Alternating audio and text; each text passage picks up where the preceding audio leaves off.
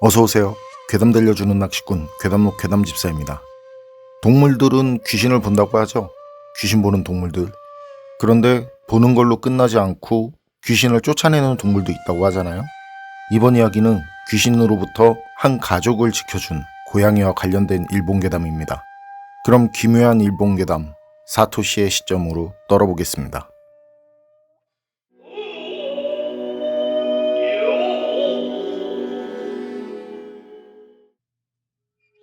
내 이름은 사토시.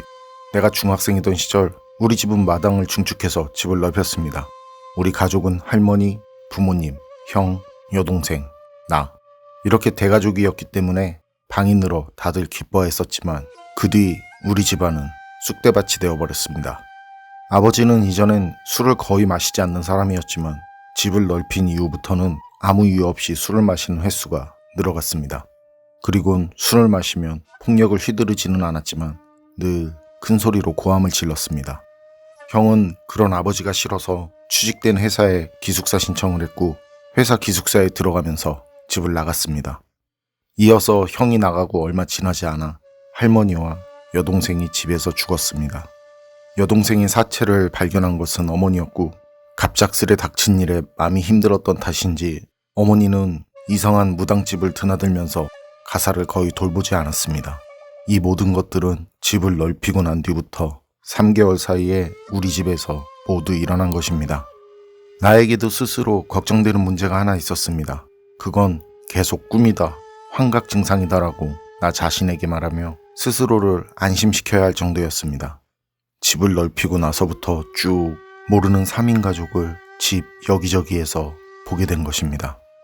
그 가족을 처음 본 곳은 마당이었는데 아빠로 보이는 남자, 엄마로 보이는 여자, 그리고 자식으로 보이는 남자아이였습니다.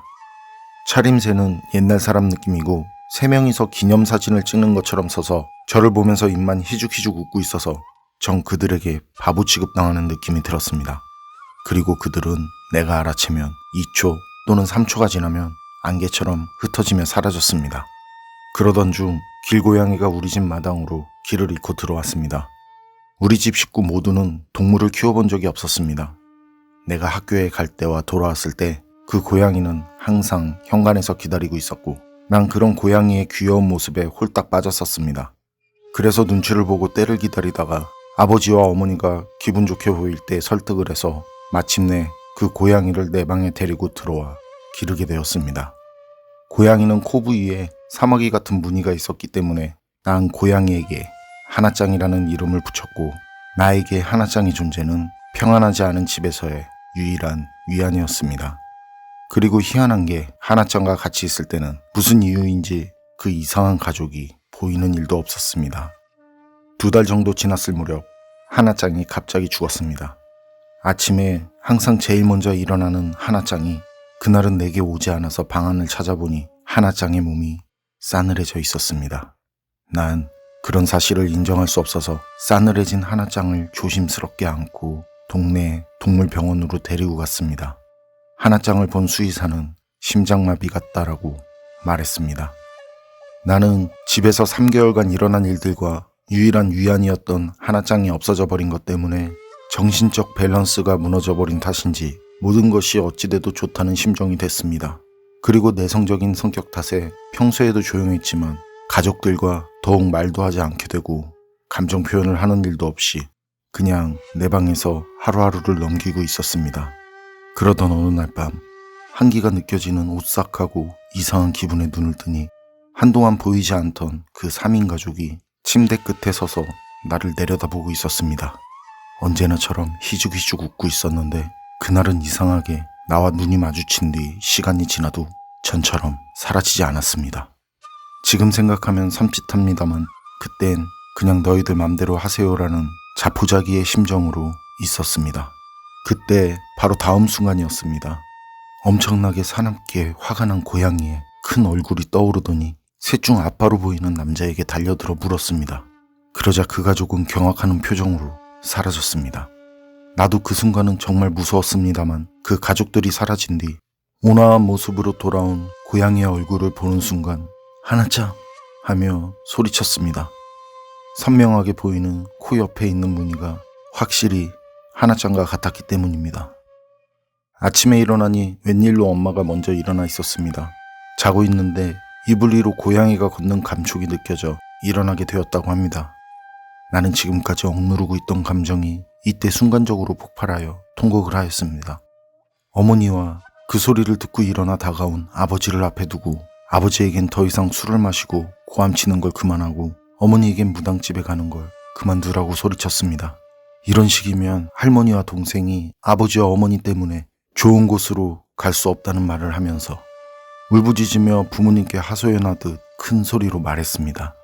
이후 부모님은 울면서 말한 내 말을 이해한 듯 아버지는 집에 있는 술을 전부 내다버리고 병원을 다녔고 어머니는 무당집에 발을 끊고 전처럼 다시 집안일을 가꾸기 시작했습니다. 그러던 시기에 형에게 연락이 왔습니다.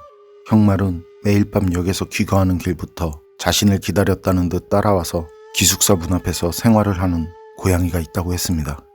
형은 그 모습이 너무 사랑스러워서 그냥 내버려둘 수가 없다는 말.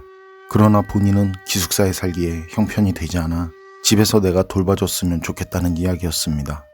하나짱이 죽은 뒤 너무 슬퍼서 더는 동물을 키우지 않고 더 이상 정을 주지 않겠다고 다짐한 나였지만 어떤 이유에선지 형의 말을 듣기로 했습니다.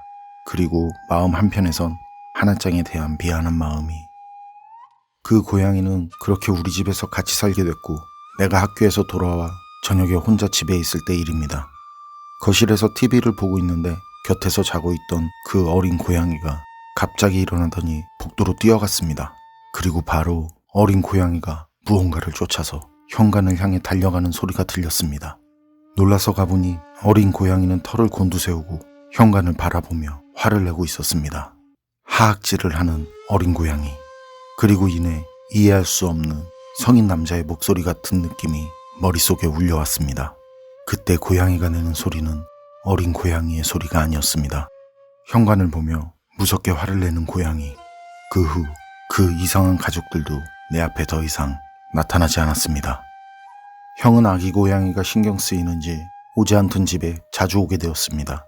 아버지도 더 이상 술을 마셔도 이상한 소리를 지르지 않았습니다. 그리고 이젠 가족끼리 최소 한 달에 한 번 할머니와 동생 묘지로 참배를 가고 있습니다. 이후 우리 집에서는 고양이를 수호신이라 여기게 된 탓인지 지금은 7마리의 고양이를 키우고 있습니다. 어렸던 고양이도 다 커서 지금은 그 고양이들의 보스가 되었습니다.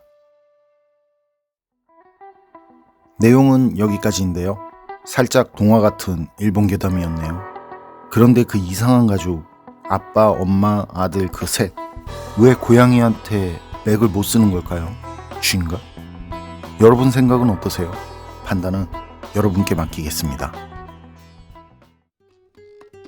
괴담록 오늘 이야기는 여기까지입니다. 그럼 전 다음에 또 다른 사연으로 찾아뵙겠습니다. 늘 건강하시고 평온하세요.